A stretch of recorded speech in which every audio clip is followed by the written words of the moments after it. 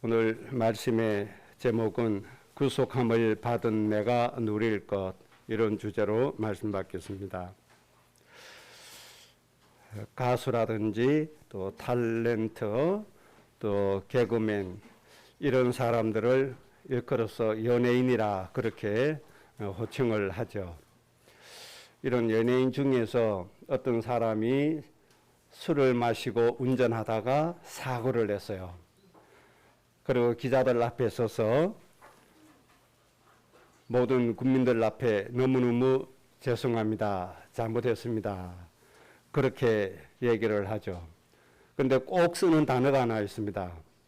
제가 공인으로서 이런 행동을 해서 너무너무 죄송합니다. 사과드립니다. 용서해 주십시오. 이렇게 얘기를 하죠. 꼭 쓰는 단어가 뭐라고요? 공인. 이 단어를 꼭 씁니다. 그런데 왜 공인이라고 하는 거 하니까 이 연예인의 직업은 많은 사람들을 즐겁게 하고 기쁘게 하는 직업이란 말입니다. 탤런트가 연기를 잘해서 사람들에게 기쁨을 주고 즐거움을 줘서 또 그 대가로 자기는 인기가 올라가서 또 많은 돈을 벌고, 그리고 목적이 뭔가 하니까 사람들을 기쁘게 하는, 즐겁게 하는 직업이라는 겁니다. 그걸 보고 공인, 공적인 사람, 이렇게 얘기하는 거죠. 그게 이제 연예인이라고 하는 직업입니다. 그러면 공무원이라고 하는 직업이 있죠. 공무원이라고 하는 직업은 어떤 직업입니까? 나라 백성들을 섬기고 나라 백성들을 위해서 일하는 사람을 공무원이라고 그렇게 얘기를 합니다. 그래서 우리나라에는 공무원을 나누면 크게 세 부로 나눌 수가 있죠. 행정부로 나누고 사법부로 나눕니다. 그리고 입법부로 나눕니다. 행정부 수반은 대통령입니다. 입법부 수반은 국회의장입니다. 그리고 사법부 수장은 누구죠? 대법원장입니다. 그 중에 서열을 정해놨습니다. 첫째 서열은 행정부 수반인 대통령이 서열 1이다. 그렇게 해놓죠. 그 다음에 입법부가 중요하니까 국회의장이 서열 2위다. 그 다음에 사법부가 중요하니까, 법이 중요하니까 대법원장은 국가 서열 3위, 이렇게 매겨놓은 겁니다. 그리고 그 다음에 국무총리 등 이렇게 서열이 정해져 있죠. 이 모든 부서는 국민을 위해서 존재하고, 이 부서에서 발탁된 공무원들은 국민들을 위해서, 백성들을 위해서 일하는 사람입니다. 그래서 공인, 공무원, 이렇게 얘기를 하는 겁니다. 그런데 중요한 것은 이 공무원의 급여는 누가 주는 거죠? 국가에서 책임져 줍니다. 그 중에 국가에서 주는 공무원 중에 최고로 급여를 많이 받는 분이 누구죠? 대통령입니다. 왜 그렇죠? 그만큼 책임져야 될 부분이 많기 때문에 그렇고 중요하기 때문에 그렇습니다. 대통령이 책임져야 될 부분이 엄청나게 많습니다. 국민 한 사람 한 사람의 생명부터 시작해서 모든 조직, 행정, 모든 것, 특히 나라의 안보라든지 이 모든 것 누가 책임지죠? 대통령이 다 책임져야 됩니다. 그만큼 막중한 권한이 있고 책임이 주어져 있습니다. 그래서 국가에서도 가장 많은 급여를 통해서 보장해 주는 겁니다. 물질만 주는 게 아니죠. 사람도 붙이죠. 모든 걸 다 보장해 주는 겁니다. 그런데 하나님께서 보실 때 가장 중요한 공인이 누구겠습니까? 대한민국에서 가장 중요하게 하나님이 여기시는 공인은 문재인 대통령도 아니고 박병석 국회의장도 아니고 김명수 대법원장도 아니고 누구겠습니까? 바로 하나님이 구원하시고 복의 근원으로 세우신 여러분인 줄로 믿습니다. 여러분의 가문, 영적인 문제 누가 해결해요? 여러분이 해결할 수 있습니다. 누구 이름으로요? 예수 그리스도의 이름으로. 이 세상의 영적인 문제 대통령 해결 못합니다. 대법원장 해결 못합니다. 국회의장 절대로 해결할 수 없습니다. 국회의원들 해결 못합니다. 누구만 할 수 있어요? 하나님 자녀인 나, 하나님의 성령을 가진 나, 하나님의 모든 권세를 가진 내가 가장 중요한 공인이다. 누가 보실 때요? 만물의 주인이신 하나님이 보실 때, 이 세상의 모든 것을 이끌어 가시는 하나님 보실 때, 그래서 가장 약한 나를 통해서 하나님이 역사하신다는 겁니다. 그래서 바울을 통해서 고린도교회에 편지해 주실 때 하나님은 강한 자를 들어서 쓰시는 것이 아니다. 약한 자를 들어서 쓰신다. 아주 강한 자를, 약한 자를 통해서 그들을 오히려 부끄럽게 만들어 버리신다. 그렇게 말씀하셨죠. 그래서 약한 우리가 더 중요한 사람이란 걸 여러분들이 먼저 좀 생각을 해 주셔야 됩니다. 하나님은 가장 약한 우리를 통해서 하나님 나라를 세상에 이루시기 때문에 그렇습니다. 그래서 하나님이 이사야 43장에서 이렇게 말씀했죠. 내가 너희를 보니까 내가 볼 때에 세상에서 가장 존귀하고 보배로운 사람들이다. 그렇게 말씀했습니다. 이렇게 하나님께서 보실 때 가장 존귀하고 보배로운 사람이기 때문에 여기에 합당한 고별을 하나님이 주시겠습니까? 안 주시겠습니까? 당연히 주시죠. 그것을 우리는 축복이라고 말씀드리는 겁니다. 그것을 우리는 뭐라고요? 하나님의 은혜요 축복이다. 그렇게 얘기하는 겁니다. 하나님 복 주세요. 이 말은 다른 말로 하면 하나님 고별을 주세요. 그 말이거든요. 합당한 하나님 주시는 겁니다. 하나님 우리에게 주시는 고별의 내용이 오늘 이사야 35장에 기록되어 있는 겁니다. 오늘 이사야 35장의 모든 말씀, 하나님이 주시는 은혜, 축복, 하나님이 주시는 고별을 충만하게 누리셔야 됩니다. 그래서 여러분이 살려야 될 천명, 여러분들이 이루어야 될 그 강국, 우리가 복되게 해야 될 모든 민족의 사람을 내가 누리는 이 고별 속으로 사람들을 어떻게 해야 돼요? 모아들여야 돼요. 내가 누리는 하나님의 축복 속에 모든 사람이 들어오도록 만들어줘야 돼요. 이것이 인생인 겁니다. 하나님이 이것을 하시기를 원하십니다. 오늘 본문 말씀의 첫째 주제는 구속함을 입은 자만 그 대로로 간다. 그렇게 말씀했죠. 구속함을 입은 자, 이 말씀을 전제로 하고 주신 말씀입니다. 아무나 모든 사람에게 주시는 게 아니죠. 전제가 되어 있어요. 구속함을 입은 자. 구속함을 입은 자란 말은 예수님을 믿어서 구원받고 하나님의 자녀가 된 사람을 구속함을 입은 자다. 그렇게 얘기를 하죠. 그래서 먼저 제사함을 받고 사망에서 생명으로 옮겨진 자, 마귀에게 걸려서 불못으로 가야 될 영혼을 하나님 예수님 믿고 영원한 천국에 갈 수 있도록 하나님께서 우리를 사망에서 생명으로 옮겨 주셨습니다. 여기에 해당한 자가 누구죠? 구속함을 입은 자. 예수님을 마음에 믿고 입으로 고백한 자는 사망에서 어디로 옮기죠? 생명으로 옮겨지게 되어 있다. 마귀의 자식에서 누구의 자녀가 되죠? 하나님의 자녀가 되는 겁니다. 뭐 할 때요? 내 마음에 예수님 믿을 때, 예수님이 정말 구세주거나 내가 인정할 때, 내가 이 예수님 통해서 하나님 자녀 되고 싶습니다. 마음으로 고백할 때, 내 마음으로 소원할 때, 하나님이 모든 것을 다 주십니다. 구원받기가 얼마나 쉬운가 하니까 중풍병에 걸려서 사지가 마비됐단 말이에요. 움직일 수가 없단 말이에요. 그래서 사람들이 너무 불쌍하니까 예수님이 모든 병자를 고치신다는 소문을 듣고 예수님께 데려가서 이 사람 도움을 좀 있게 하자. 좀 살려보자. 이런 마음으로 동네 사람들이 덜것 만들어가지고 그 사람 뉘웠어요. 예수님께 갔는데 사람이 너무 많으니까 뚫고 들어갈 수가 없단 말이에요. 그래서 지혜를 냈어요. 어디로 올라가죠? 지붕으로 올라가는 거예요.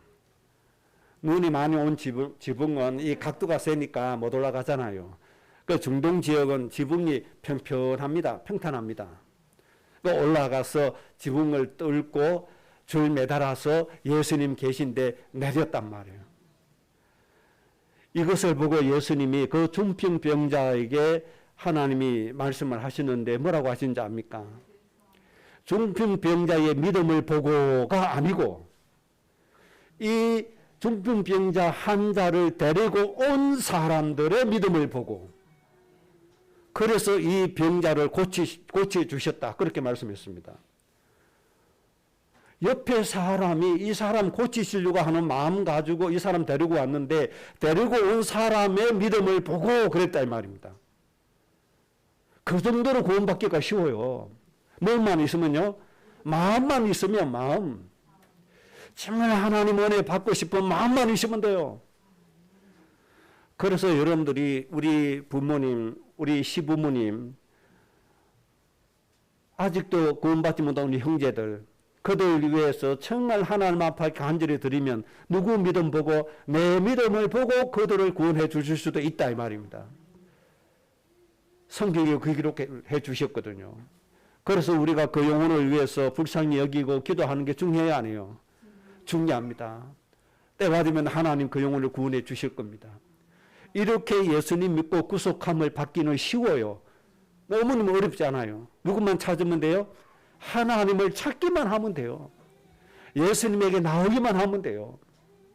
구원받은 우리도 마찬가지입니다. 하나님의 능력으로 살아야 되잖아요. 정말 진실한 마음으로 예수님 이름 부르고 하나님께 나오면 돼요. 그럼 하나님 능력 주시게 돼 있어요. 그 다음에 구속함을 입은 자의 중요한 의미가 또 있습니다. 예수 그리스도의 사명을 위임받은 자. 그래서 예수님께서 뭐라고 말씀했죠? 우리를 그리스도의 사신이다. 우리를 그리스도의 뭐다? 향기다. 이방인의 뭐다? 빛이다.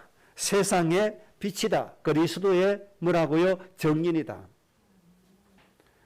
이 두 가지가 포함된 것을 구속함을 입은 자다. 그 말입니다. 그래서 바울 사도를 통해서 너희는 거룩함으로 옷을 입어라. 그런 말씀을 했죠. 그런 의미인 겁니다. 구속함을 입은 자. 예수님이 이루시기를 원하시는 그 구속의 도리 우리가 가지고 있는 겁니다. 분명히 예수님께서 말씀해 주셨잖아요. 우리에게 뭐 한다고요? 위임하신다고. 우리에게 맡기시고 예수님은 어디 가셨죠? 천국에 가셨죠. 왜 가셨어요? 우리의 처소를 예비하시기 위해서.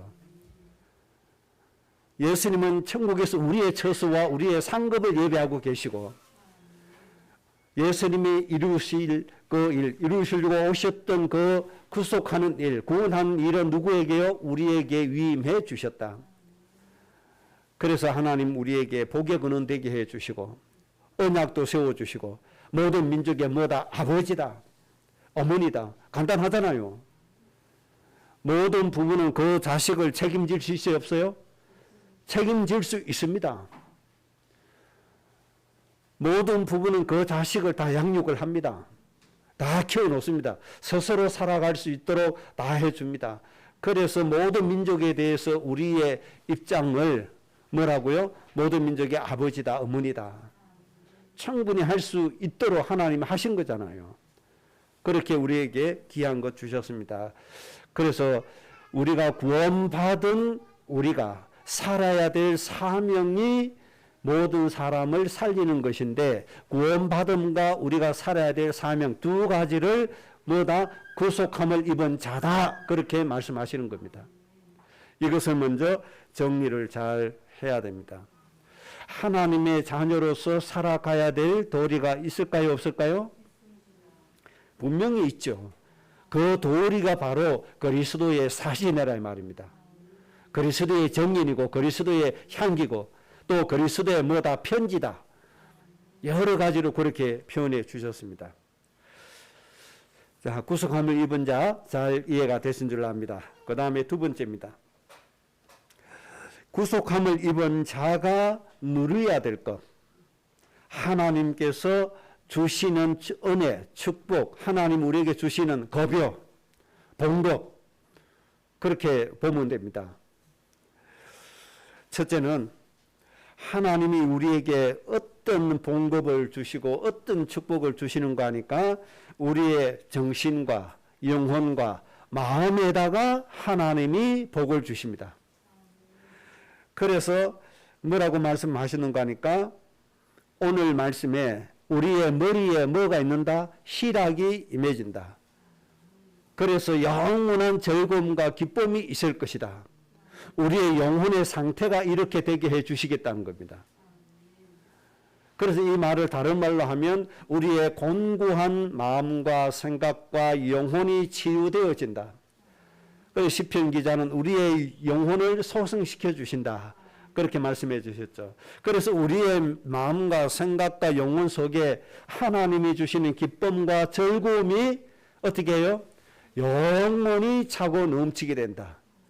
여러분의 마음의 상태 24시간 이 상태 되면 행복할까요? 안 할까요? 너무너무 행복하죠. 염려 근심 다 떠나잖아요. 슬픔과 탄식이 달아나게 해주신다고 했잖아요. 이런 영적인 축복, 영혼의 축복, 마음과 생각의 축복을 하나님이 먼저 주십니다. 개인 회사 운영하는 사람을 공무원이라고 안 하죠. 왜냐하면 자기를 위해서 자기 돈 버니까. 그래서 한 달에 수억을 번다고 해도 하나님이 주시는 이 기쁨과 즐거움이 없으면 어떻게 돼요? 진짜 불행한 거예요. 돈 수도 없이 많이 가지고 있으면서도 이 기쁨과 즐거움이 없어서 스스로 자기 목숨을 끊어버리는 사람도 많고 늘 방황하고 늘 시달리고 사는 사람이 얼마나 많습니까? 그래서 하나님이 가장 먼저 주시는 게 기쁨과 즐거움입니다. 우리 영혼 마음에 하나님이 주시는 축복입니다. 그래서 우리 마음이 늘 어떤 상태가 되도록요? 늘 평화가 넘치는 상태, 평안함이 넘치는 상태로 하나님이 축복해 주시는 겁니다. 그 이유는 여러 가지 있지만 이사야 53장 4절에 슬픔과 질고를 감당하셨다. 누가요? 예수님이 가져가 버렸어요. 불신자에게는 이것이 남아있어요. 구원받지 못한 사람에게는 세상의 슬픔과 질고와 고통이 남아있어요. 그런데 예수님 믿는 우리에게는 예수님께서 가져가신 은혜가 임하기 때문에 우리에게 없어져 버린 겁니다. 그리고 하나님 우리에게 기쁨과 즐거움을 주시죠. 마태복음 11장 28절에 예수님이 수고하고 묵은 짐진 자들아 다 내게로 오라. 내가 너희를 쉬게 해주겠다. 안식을 얻도록 해주겠다. 그렇게 말씀해 주셨습니다. 이렇게 하나님이 우리가 감당해야 될 슬픔, 질고, 고민거리 예수님이 다 가져가 버렸어요. 흔적도 없이 예수님 다 가져갔어요. 우리에게 뭘 주셨다고요? 쉼을 주셨다. 참 평안을 주셨다. 기쁨과 즐거움을 주셨다. 이것이 우리의 영적인 상태인 겁니다. 그래서 슬픈 일을 당하여도 우리가 슬퍼하지 않고 괴로움을 당하여도 우리가 괴롭힘을 당하지 않는 그런 영적인 상태로 살아지는 겁니다. 그리고 우리의 영혼을 축복하시기 위해서 한 가지 더 하나님께서 봉급으로 주신 게 있어요. 그것이 뭔가 하니까 오늘 35장 4절에 이 세상에 살아갈 때 뭐가 있죠? 원수들 있잖아요. 원수. 이게 문제입니다. 우리를 도와주는 존재는 별로 많지 않아요. 우리를 방해하는 원수들이 훨씬 더 많아요. 이것들이 계속 우리의 인생을 방해하고 공격하고 괴롭힌다 이 말이에요. 이럴 때 하나님 어떻게 하신다고요? 하나님이 보복하시며 그랬어요. 그 원수를 누가 갚아요? 하나님이 갚아주신다. 하나님이 그때 어려움 당할 때 하나님이 오셔서 하나님이 구원해 주실 것이다. 그렇게 말씀해 주셨습니다. 그래서 신약에서도 원수 갚는 것이 누구 손에 있어요? 하나님께 있다. 그 원수를 누가 갚아주신다고요? 하나님 갚아주신다. 그렇게 말씀해 주셨죠. 우리는 가만히만 있으면 돼요. 내가 갚는 것보다 하나님이 갚는 게 더 완전해요. 우리는 성질 급해서 내가 문제 갚아버리니까 그게 문제죠. 그러니까 후유증이 남아요. 아무런 후유증 없이 완벽하게 되는 거 하나님이 보복하시고 하나님이 갚아버리고 하나님이 구원해 주시는 겁니다.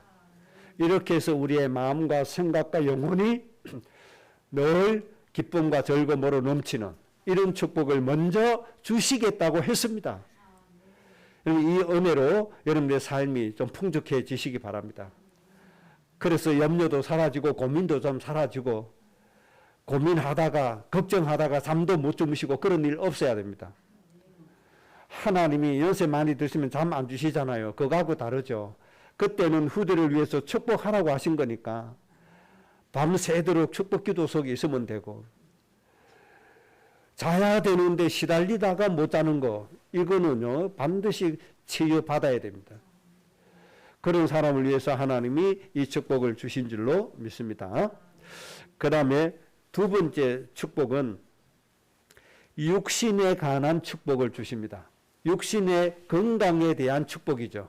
좀 좁게 말하면 육신의 건강에 대한 축복을 주시는데 마태복음 4장 23절에 보니까 예수님께서 천국 복음을 전파하시며 백성 중에 모든 병과 모든 약한 것을 고치셨다. 그렇게 말씀해 주셨습니다. 그러니까 예수님은 크게 두 가지 하신 거죠. 천국 복음, 영혼 구원 받아라. 그래 놓고 사람이 시달리고 있는 연약함과 병까지도 예수님께서 일일이 찾아서 다 고쳐주시는 겁니다. 그래서 육체의 질병도 고침받는 것이 은혜입니까? 은혜 아닙니까? 은혜입니다. 우리의 모든 육체의 질병 예수 그리스도의 이름으로 반드시 치유받아야 됩니다. 하나님께서 그렇게 역사해 주십니다. 그래서 오늘 본문의 말씀 보니까 맹인의 눈이 밝아질 것이다. 못 듣는 자의 귀가 열리게 될 것이다. 저는 자가 사슴같이 어떻게 돼요? 뛰게 될 것이다. 말 못하는 자의 혀는 뭐 하게 되죠? 노래하게 될 것이다. 이렇게 말씀해 주셨습니다. 어떤 연약함과 어떤 병이 있을지라도 예수님이 채찍에 맞으심으로 나음을 입게 해 주셨기 때문에 우리는 반드시 우리의 육체의 질병 치유받을 수 있습니다. 먼저 하나님 우리에게 이 은혜부터 주신다니까요. 이 은혜 주시고 그리스도의 사신으로 살아라. 하나님이 그렇게 말씀해 주신 겁니다. 그래서 이제부터 여러분의 연약한 부분 하나님 앞에 드리시고 기도하시기 바랍니다. 여러분은 모르지만은 여러분 몸속에 암세포 다 있습니다. 암세포 없는 사람은 없습니다. 다 있습니다. 이것도 하나님의 은혜로 치유되게 해달라고 기도해야 됩니다. 내가 연약한 부분이 있어서 늘 흑암에게 공격당하는 부분이 있습니다. 이 부분도 하나님은 고쳐주셔서 마귀가 이것을 절대로 건들지 못하도록 마귀가 생각해야 돼요. 아, 내가 이걸 가지고 공격하려고 했더만 이제는 안 되겠구나. 그래서 악한 마귀 사단이 두 손 두 발 들고 떠나가야 돼요. 이런 치유의 은혜가 여러분에게 있어야 됩니다. 그래서 영적으로도 연약한 부분 강해져야 되고 육신도 연약한 부분이 다 강해져야 됩니다. 그래서 여러분 건강 꼭 회복되시기 바랍니다. 더 건강하게 이 땅에 살면서 여러분의 후대가 모든 민족 살리는 모습을 꼭 보셔야 됩니다. 모세처럼 백성들이 마음에 안 든다고 시행지를 내가지고 지팡이로 바위 쳐서 하나님께 축복을 뺏기지 말고 아무리 불순종하고 못난 사람이라도 때가 되면 하나님이 쓰십니다. 이것을 바라보면서 하나님께 맡기고 기도하고 성령 인도받고 오로지 우리는 뭐만 하면 돼요? 하나님이 약속으로 주신 말씀만 안 놓치면 돼요. 말씀만 붙잡고 가면 돼요. 못된 버릇 누가 고치십니까? 하나님이 고치십니다. 하나님이 치유해 주십니다. 가장 약한 사람을 들어서 강한 민족들을 하나님이 살리십니다. 먼저 여러분 꼭 치유되시기 바랍니다. 약한 부분이 너무 많죠. 또 시골에 농사하신 분들 평생 힘들게 일하느라고 관절 다 나가고 허리 다 나가고 너무너무 힘들게 고통스럽게 살았잖아요. 요즘 우리 젊은 사람들은 모릅니다. 우리나라가 이렇게 풍족하게 풍요롭게 잘 살아진 지가 몇 년 됐습니까? 얼마 안 됐습니다. 6.25 전쟁 끝나고 세계 사람들이 그랬잖아요. 저 대한민국은 영원히 저 가난뱅이로 살아야 된다. 대한민국은 절대로 일어설 수 없다. 모든 게 다 파괴되고 없으니까. 그랬던 나라입니다. 그게 60년대, 70년대잖아요. 80년대 우리 어른들이 얼마나 고통스럽게 일하는지 몰라요. 그 육신을 가지고 지금 연세 8순, 9순 이렇게 되어 가시잖아요. 그럼 몸이 다 망가졌어요. 너무너무 힘들게 살았단 말이에요. 이런 것도 하나님이 맹세로 주신 언약의 말씀 때문에 건강 회복시켜 주실 줄로 믿습니다. 건강해야 기도도 되지잖아요. 더 건강해지셔야 됩니다. 우리 눈에 보이지 않는 혈관 중요하잖아요. 심혈관 이게 너무 중요하잖아요. 이런 것도 다 치유되시기 바랍니다. 이 관절이 아파서 걷기도 힘드는 분들이 있잖아요. 다 치유되시기 바랍니다. 허리 아파서 움직이지도 못하는 이런 우리의 연약한 육체 예수님이 이것 때문에 채찍에 맞아 주셨다니까요. 그래서 이 봉급부터 주신대요. 하나님이 사슴같이 뛰게 해 주신대요. 굳어버린 이 입술이 노래가 되도록 해 주신다는 거예요. 움직이지 못하는 이 혀가 노래할 수 있도록 하나님 치유해 주신다는 거예요. 하나님이 이 약속부터 주시고 하나님이 잘못된 것을 쭉 책망하시고 또 징계하시고 하시죠. 하나님이 우리를 이 축복 속에 끌어가시겠다는 겁니다. 여러분 몸속에 있는 모든 질병의 세포들 치유되시기 바랍니다. 이거 치유해달라고 기도하시기 바랍니다. 하나님의 약속입니다. 고쳐주시겠다고 했습니다. 하나님이 주신다는데 왜 거절합니까? 거절하면 안 되죠. 하나님이 주신 거 감사함으로 받아야 될 거 아닙니까? 다시 말씀드립니다. 우리는 누구나 연약한 것이 다 있습니다. 이것 때문에 하나님의 축복 속에 나아가지 못할 때가 많습니다. 이번 주간에 집중적으로 기도하세요. 하나님 제가 사슴같이 뛰어야 되겠습니다. 하나님 내 영혼이 너무너무 즐거워서 하나님을 노래하고 찬송해야 되겠습니다. 내 영혼이 너무너무 기쁘고 즐거워서 정말로 뛰노는 송아지처럼 되어야 되겠습니다. 하나님 앞에 소원하시기를 주의 이름으로 축복합니다. 그 다음 세 번째 축복입니다. 세 번째 하나님 우리에게 주시는 겁이요 봉급의 내용이 뭔가 하니까 우리의 환경에 복을 주십니다. 내가 살아가야 될 모든 환경, 나와 상관이 있고 연관이 있는 모든 환경을 하나님이 복 주시겠다. 여기에는 우리의 모든 매일의 생활도 되고 우리의 경제도 되고 인간관계도 되고 모든 것이 다 되어지는 겁니다. 회사에 가면 꼭 괴롭히는 거 있죠. 어디를 가라고 있다니까요. 못된 거. 상사 중에 그런 사람이 있고 밑에 중에 꼭 모함하는 사람이 있고 꼭 그런 데 있어요. 이것도 환경입니다. 이런 환경. 그 인간관계에서 여러 못된 놈 만나는 게 굉장히 힘들잖아요. 굉장히 괴로운 일이거든요. 이게. 이것도 환경입니다. 난 하고 싶어도 돈이 없네. 이것도 환경입니다.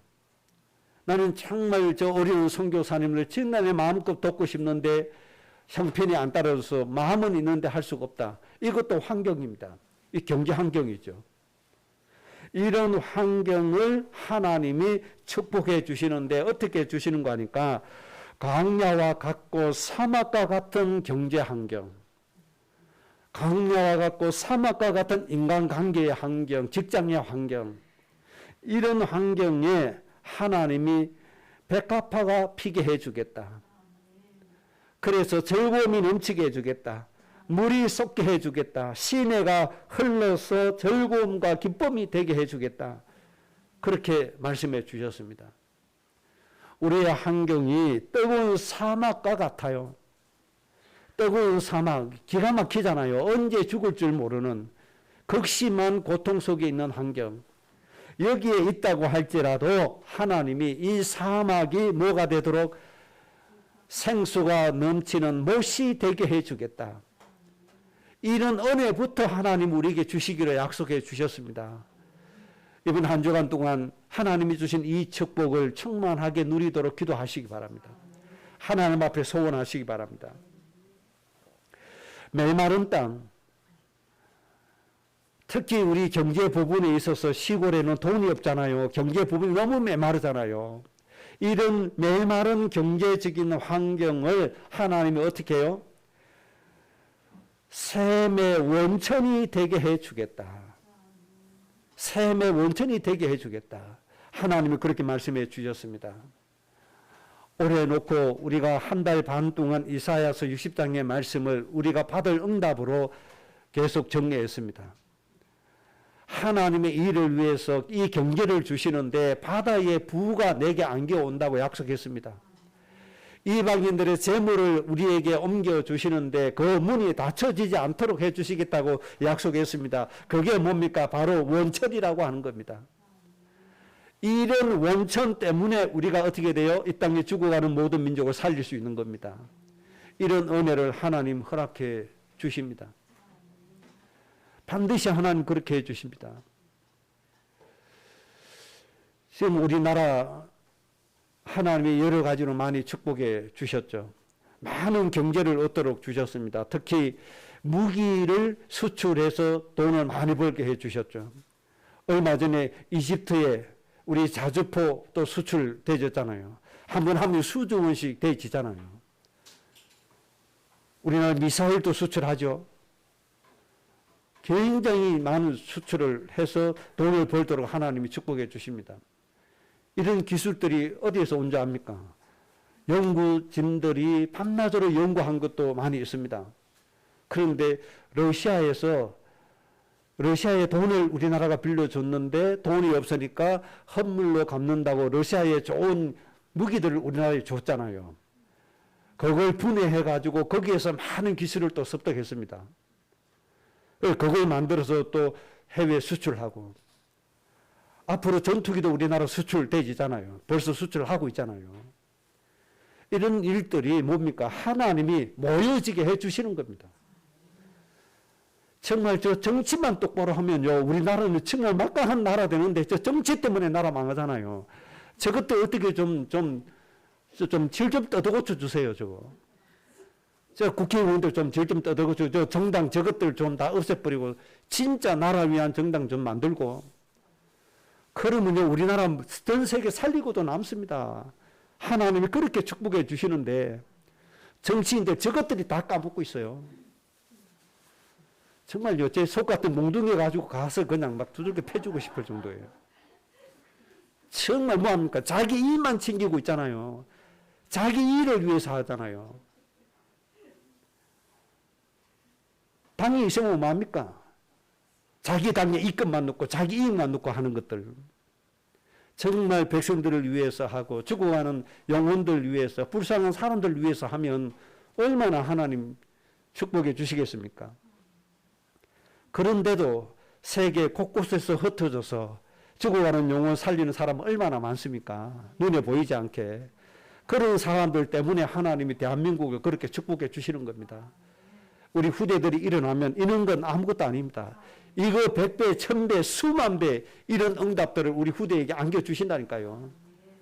그래서 세계를 좀 살릴 수 있도록 전 세계가 하나님을 찬송하고 전 세계가 하나님을 사모하고 똑같이 그들 가서 또 죽어가는 영혼 살리고 하나님께 영혼 돌리고 이런 일들이 계속 일어나게 될 것입니다. 이런 환경에 축복을 하나님이 주시겠다는 겁니다. 이 하나님이 주시는 봉급, 여러분의 봉급으로 알뜰하게 챙기시기 바랍니다. 다른 사람은 챙기는데 내가 못 챙기면 안 되잖아요. 그래 놓고 난 못 받았다고 하지 말고 하나님 다 주셨다니까요. 정말 이 축복으로 행복한 인생 사시기를 바랍니다. 마지막으로 세 번째입니다. 우리는 하나님의 공인이라고 얘기했습니다. 하나님이 우리를 보배롭고 존귀한 자라고 말씀했습니다. 그러면 어떻게 해야 됩니까? 공인으로서 할 도리를 제대로 해야 됩니까? 안 해야 됩니까? 바로 해야 되죠. 그래서 먼저 우리의 삶을 축복되게 설계부터 해야 됩니다. 보배로운 존재로서 존귀한 존재로서 축복된 삶이 될 수 있도록 우리의 삶을 뭐하자? 설계하자. 이 설계가 뭔가 하니까 히브리서 11장 1절입니다. 믿음은 바라는 것들에 모여 실상이요. 그래서 설계를 잘 하시라고 이사야 60장을 한 달 반 동안 우리가 묵상한 겁니다. 올 한 해 동안 설계를 진짜 잘 하셔야 됩니다. 이사야서 32장 8절에 이렇게 말씀했습니다. 존귀한 자는 존귀한 일을 계획하나니 그는 항상 존귀한 일에 서게 될 것이다. 하나님이 여러분을 존귀한 자로 세워주셨습니다. 선택해 주셨습니다. 보배로 선택해 주셨습니다. 존귀한 일을 계획하시는 여러분 되시기 바랍니다. 이게 바로 뭡니까? 기도 제목인 겁니다. 존귀한 자로서 존귀한 일을 계획하세요. 가장 존귀한 일이 뭐겠습니까? 예수님이 이렇게 말씀하셨잖아요. 내가 이 땅에 온 것은 내 뜻을 이루기 위해서가 아니다. 누구의 뜻을 이루기 위해서? 하나님의 뜻을 이루기 위해서다. 그 뜻이 뭡니까? 한 영혼도 잃어버리지 않고 전부를 살리는 이것이니라. 이것이 존귀한 계획입니다. 그래서 모든 민족의 부모로서 어머니 아버지로서 어떻게 죽어가는 사람을 내가 살릴 것이냐 하나님 앞에 이 계획을 세우시기 바랍니다. 그래서 우리 후대가 우리 부모님이 세우신 이 계획을 가슴에 담고 기도할 수 있는 그런 가정으로 하나님 앞에 서 있어야 됩니다. 그래서 작게나마 뭐 해야 돼요? 이제는 존귀한 일에 서게 된다. 이 말씀은 작은 것부터 실천하는 겁니다. 작은 것이 뭡니까? 기도부터 시작입니다. 그러면 때가 되면 하나님께서 이루어 주십니다. 존귀한 자는 존귀한 계획을 한다. 존귀한 일을 계획하게 된다. 반드시 계획해야 됩니다. 믿음으로 꼭 바라시기 바랍니다. 그리고 이 계획을 작게나마 실천이 되어지시기를 주의 이름으로 축복합니다. 결론입니다. 다시 한 번 더 존귀한 계획 설정이 좀 되시기 바랍니다. 하나님 앞에 우리의 인생을 놓고 해야 됩니다. 자, 조심해야 될 거 있습니다. 하나님께서 책임져 주시는 의식주 문제, 무엇을 먹을까, 무엇을 마실까, 무엇을 입을까? 구하라고 했습니까? 구하지 말라고 했습니까? 그는 구하지도 마라. 너희에게 있어야 될 줄을 아신다. 제자들에게 옷 가져가라고 했어요? 가져가지 마라고 그랬어요? 가져가지 마라. 전대도 가져가지 마라. 누가 책임져 주시죠? 하나님이 책임져 주신다. 뭐만 보고 가라? 죽어가는 영혼 살릴 것만 보고 가라. 이 존귀하고 거룩한 계획. 이 계획이 꼭 여러분에게 써주시기 바랍니다. 이사야 43장 7절에 이렇게 말씀했습니다. 내 이름으로 불려지는 모든 자, 곧 내가 내 영광을 위해 창조한 자를 오게 하라. 하나님이 창조한 모든 자들을 오게 해라. 어디로요? 이 구속의 은혜 가운데로. 여러분이 누리고 있는 하나님의 은혜로 주신 축복 속으로 뭐하게 하라? 오게 해라. 이게 여러분들이 세워야 될 존귀한 계획입니다. 여러분들이 누리는 엄청난 축복 속에 모든 민족이 내 가슴의 품으로 돌아올 수 있도록 내 가슴 속에 돌아오게 해라. 할 수 있어요, 없어요? 할 수 있습니다. 나를 위해서 하나님께 은혜를 구하지 말고 죽어가는 저들을 위해서 은혜를 구하고 예배하고 저들을 위해서 축복기도 하는 것이 바로 그들을 오게 하는 일입니다. 여러분이 누리는 축복 속에 아직도 구원받지 못한 가문의 영혼이 들어오게 만들어야 됩니다. 바로 그 영혼을 오게 해라. 아직도 구원받지 못한 직장의 그 영혼, 내가 누리는 구원의 축복 속에 뭐하라? 오게 만들어라. 뭘로 할 수 있습니까? 기도로 할 수 있습니다. 기도가 시작이요 끝입니다. 기도하는 중에 하나님이 이제 지혜를 주십니다. 그 사람 마음문을 열 수 있는 나의 행동을 하나님이 주십니다. 그때 성령 인도 받아서 가면 됩니다. 그것이 문이 되어서 그들의 영혼을 살릴 수 있는 일이 이루어지게 될 것입니다. 이사야 32장 20절에 이렇게 말씀했습니다. 모든 물가에 씨를 뿌리고 소와 나귀를 거리로 모으는 너희는 복이 있느니라. 비유를 이렇게 말씀해 주셨죠. 물가는 뭡니까? 은혜 아닙니까? 살아갈 수 있는 생명이 있는 것 아닙니까? 여기에다가 뭘 해라? 씨를 뿌려라. 그래서 소와 나귀를 거리로 몰아서 그들을 살게 해라. 무슨 뜻이겠습니까? 하나님이 우리에게 주신 은혜를 힘입어서 죽어가는 영혼을 이리로 오게 해서 그들을 살게 만들어라. 이런 계획을 세워라. 그렇게 말씀해 주셨습니다. 이번 한 주간에 이 계획이 꼭 서지기를 바랍니다. 그래서 우리 후대와 포럼이 되어지고 우리 후대의 가슴 속에 믿음으로 담겨지도록 말씀이 우리 후대 영혼 속에 뿌리 내리게 해 주셔야 됩니다. 그래서 이사야 35장에 하나님이 주신 이 축복의 말씀대로 여러분의 가정, 가문, 교인이 되시기를 주의 이름으로 축복합니다. 말씀대로 우리 인생이 되게 해달라고요. 합심으로 기도하겠습니다.